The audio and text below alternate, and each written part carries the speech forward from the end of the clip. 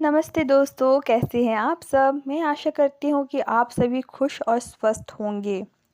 आज की tarot reading में हम देखेंगे कि आपके पार्टनर की करंट एनर्जी क्या है।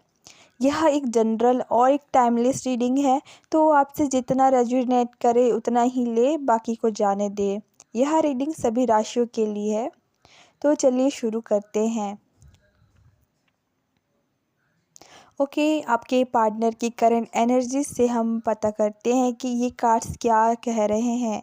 आज जो कार्ड्स निकाले हैं वो बता रहे हैं कि आपके पार्टनर की ज़िंदगी में इस समय बहुत ही कुछ गहरी बातें चल रही है। सबसे पहले आया है द मून्स कार्ड।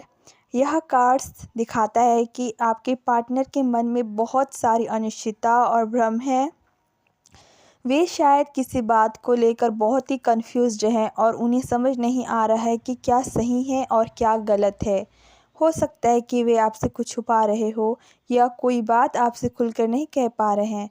इस भ्रम के कारण वे थोड़ी सी नेगेटिव एनर्जी में भी हो सकते हैं। आपके साथ ही ये आया है एस ऑफ वॉन्ड्स, जो एक बहुत ही पॉजिटिव कार्ड्स है। यह बताता है कि इस कन्फ्यूज़न के बावजूद आपके पार्टनर के मन में एक नई शुरुआत की इच्छा है।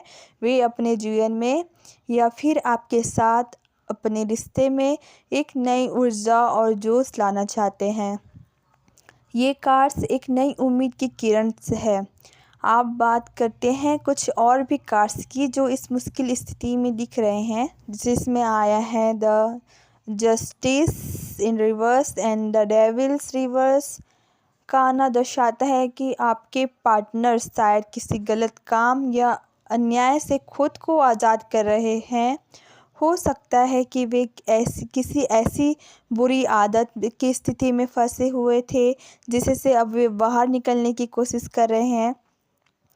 वे अपने कर्मों का फल समझ रहे हैं। उन्होंने जो किया था वो अब उन्हें समझ आ रहा है और एक संतुलन बनाने की कोशिश कर रहे हैं। इसके बाद नाइट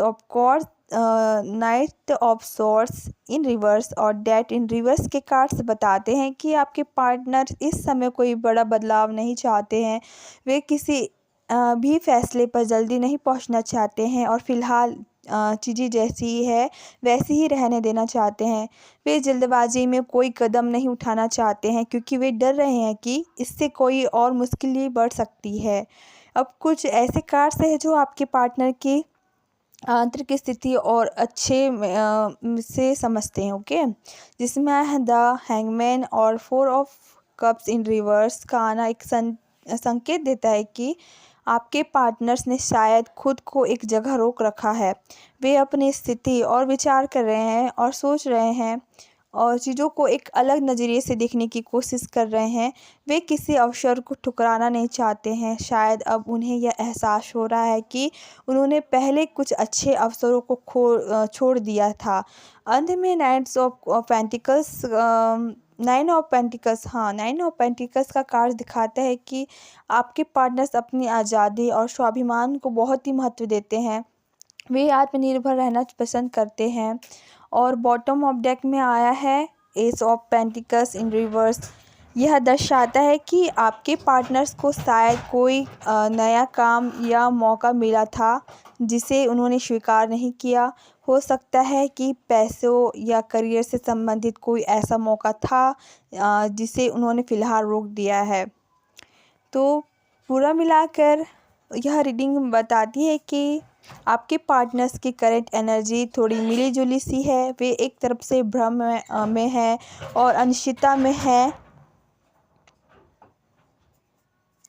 वहीं दूसरी तरफ वे एक नई शुरुआत की चाह भी रखते हैं।